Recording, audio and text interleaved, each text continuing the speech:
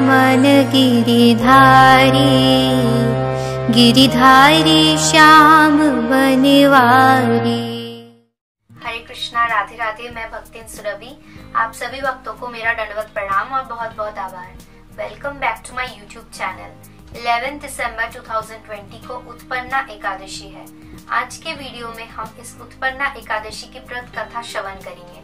चलिए शुरू करते हैं। अर्जुन ने भगवान श्री कृष्ण से कहा, हे भगवान, अग्रायन के पुण्य प्रदायिनी कृष्ण पक्षीय एकादशी का नाम उत्पन्ना एकादशी क्यों है? कृपया इसका व्रत कथा आप मुझे सुनाइए। भगवान श्री कृष्ण अर्जुन से कहते हैं, हे पृथा पुत्र, सत्य युग में मूर नामक एक दानव था। उनसे देवताएं भी बहुत डरते थे। उन्होंने स्वर्ग से सारे देवताओं को सहित देवराज इंद्र को युद्ध में पराजित करके उनको स्वर्ग से वितरित कर दिया। ऐसे ही सारे देवताएं सहित देवराज इंद्र इस पृथ्वी में आ गए और विचरण करने में मजबूर हो गए। उसके बाद देवताएं बहुत असहाय होके भगवान शंकर के पास जाते हैं और उनसे सहायता मांगते हैं।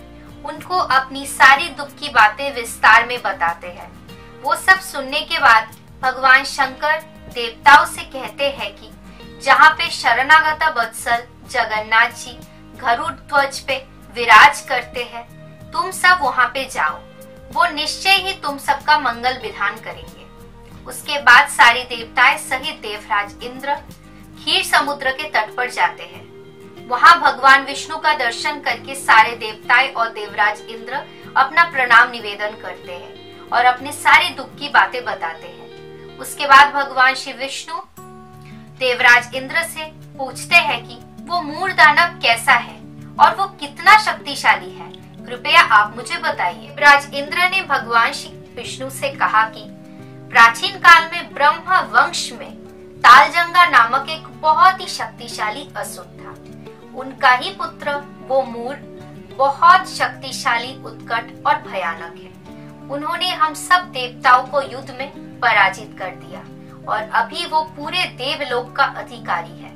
उन्होंने सारे देवताओं पे बहुत अत्याचार किया और इसीलिए अभी हम सब देवताएं पृथ्वी में विचरण करने में मजबूर हो गए। उसके बाद देवराज इंद्र ने भगवान श्री नारायण से कहा कि वो मूर नामक दैत्य चंद्रावती नामक पुरी में वास करते हैं। ये सुनने के बाद भगवान बहुत ही क्रोधित हो गए उन दानवों के ऊपर।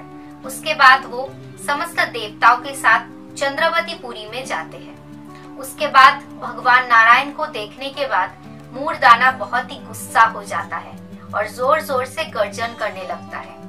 देवताओं और असुरों के बीच में महायुद्ध होता है और युद्ध में देवताएं पराजित होते हैं और इधर उधर भागने लगते हैं।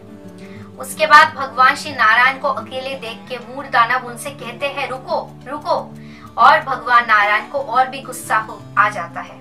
वो मूर दानव से कहते हैं कि दुष्ट, अब तुम मेरा बाहुबल देखो। वो अपना बाहुबल सारे दैत्य सेनाओं को दिखाते हैं और सब लोग भय से इधर उधर भागने लगते हैं। दैत्य सेनाओं के ऊपर वो सुदर्शन चक्र से प्रहार करते हैं और उसके बाद दैत्यों के साथ भगवान श्री नारायण युद्ध में लिप्त हो जाते हैं। इसके बाद भगवान श्री नारायण के साथ मूर दानव 1000 साल तक युद्ध में लिप्त हो जाते हैं, बट फिर भी भगवान श्री नारायण मूर दानव को पराजित नहीं कर पाते हैं। भगवान श्री हरि बहुत ही चिंतित हो जाते हैं और बद्रिका आश्रम में जाके गमन करते हैं। वहाँ सिंहवटी नामक एक गुफा में जाके वो शयन करते हैं। वो मूर दानव भी उनके पीछे पीछे उस गुफा के अंदर जाते हैं और भगवान विष्णु को सोते हुए देख वो मन ही मन सोचते हैं कि ये मेरे से युद्ध में पराजित होकर यहाँ पे आके छुप के सो रहे हैं, अब मैं इनको अवश्य वध करूंगा। जब ही मूर दानव ऐसा सोच रहा था तभी भगवान श्री नारायण के शरीर से एक कन्या प्रकट होती है। वही कन्या थी उत्पन्ना एकादशी। वो रूपवती, महासौभाग्यशालिनी, दिव्य अस्त्र शस्त्र धारिणी और विष्णु तेज संभूता थी। उस देवी के साथ दैत्यराज युद्ध में लग जाते हैं और कुछ काल बाद देवी के दिव्य तेज से मूर दानव भस्मीभूत हो जाते हैं। उसके बाद भगवान विष्णु शयन से जागते हैं और देखते हैं कि मूर्दानव भस्मीभूत अवस्था में वहां पे थे और एक सुंदर दिव्य कन्या उनके पास खड़े थे और उनको अपना प्रणाम निवेदन कर रहे थे। इसके बाद भगवान श्री विष्णु ने उन देवी से पूछा कि इस उग्र मूर्ति मूर्दानव का वध किसने किया है? जिसने भी इसका वध किया है उसने बहुत ही प्रशंसनीय कार्य किया है। उसके बाद वो देवी भगवान श्री विष्णु से कहते हैं कि हे प्रभु, मैं आपके शरीर से ही प्रकट हुई थी। ये मूर्दानव आपको वध करने का सोच रहा था, तभी मैंने इसका वध किया है। आपकी कृपा से ही मैंने इसका वध किया है।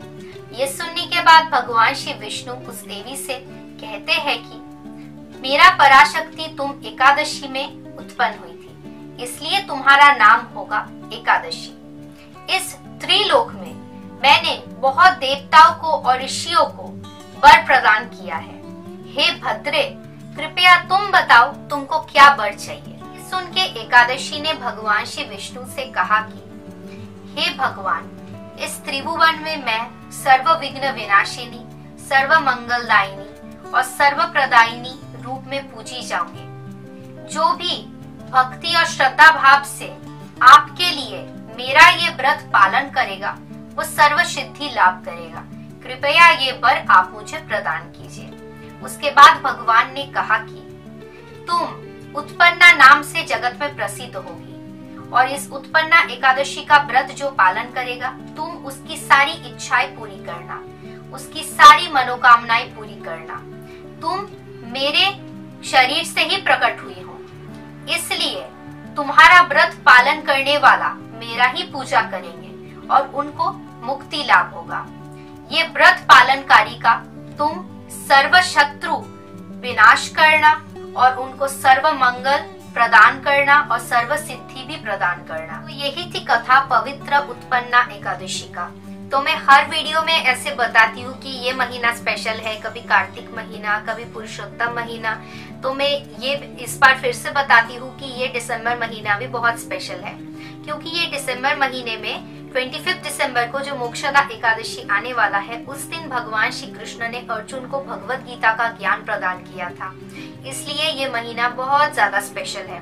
सेकेंड थिंग इज, जो लोग एकादशी व्रत का पालन नहीं करते हैं वो लोग इस 11 दिसंबर के उत्पन्ना एकादशी से एकादशी व्रत का पालन करना शुरू कर दीजिए, स्टार्ट कर दीजिए, क्योंकि एकादशी देवी का इसी दिन, इस उत्पन्ना एकादशी के दिन प्राकट्य हुआ था। तो हम बोल सकते हैं एकादशी देवी का इस दिन जन्मदिन है या प्राकट्य दिवस है। वो हरि प्रिया है। हरि के लिए अगर हम प्रेम और भक्ति से कुछ मांगते हैं तो वो जरूर हमें वो चीज प्रदान करती है। और खुद हमने व्रत कथा में श्रवण किया कि भगवान श्री कृष्ण भी एकादशी देवी को ये वरदान प्रदान करते हैं कि जो इस एकादशी व्रत पालन करेगा वो उसकी सारी इच्छाएं, मनोकामनाएं पूरी होगी और उसके कोई शत्रु नहीं रहेगा। तो इसी तरह से ये 11 दिसंबर में जो एकादशी आने वाला है, उत्पन्ना एकादशी, बहुत ज्यादा स्पेशल है। जो लोग नहीं करते वो अवश्य इस दिन से एकादशी व्रत पालन करना शुरू कीजिए। तो आज के लिए यहीं पे वीडियो को खत्म करते हैं and thank you so much for watching. आप सबको वीडियो अच्छा लगा हो तो आप वीडियो को लाइक कर सकते हो, नीचे कमेंट करके बता सकते हो आपको नेक्स्ट किस टॉपिक पे वीडियो चाहिए एंड सबके साथ जरूर शेयर कीजिएगा ताकि सबको एकादशी व्रत कथा श्रवण करने का मौका मिले। अगर आपको ऐसे और भी वीडियोस चाहिए तो आप मेरे चैनल को सब्सक्राइब कर सकते हो और साइड में बेल आइकन को जरूर दबा देना ताकि मेरे वीडियोस के नोटिफिकेशन आपके पास सबसे पहले पहुंच जाए। आप सब पर श्री राधा रमन लाल की और श्रीमती राधा रानी की कृपा हमेशा बनी रहे। आप सब बहुत खुश रहो, बहुत अच्छे से रहो। हरे कृष्णा, जय श्री राधे।